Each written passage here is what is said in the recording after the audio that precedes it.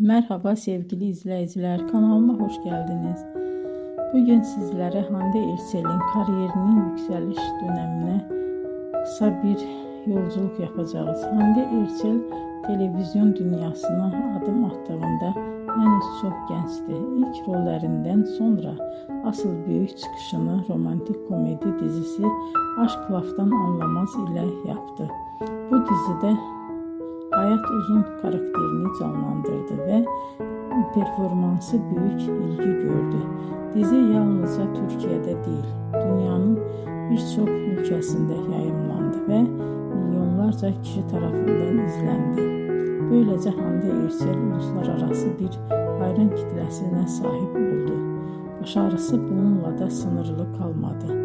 Daha sonra farklı projelerde yer alarak oyunculuk yeteneğini, farklı yönlerini göstermeye devam etti. Bugün Hande Erçel Türkiye'nin en popüler oyuncularından biri olarak kabul ediliyor. Videoyu izlediğiniz için teşekkür ederim. Bir sonraki hikayede tekrar görüşmek üzere.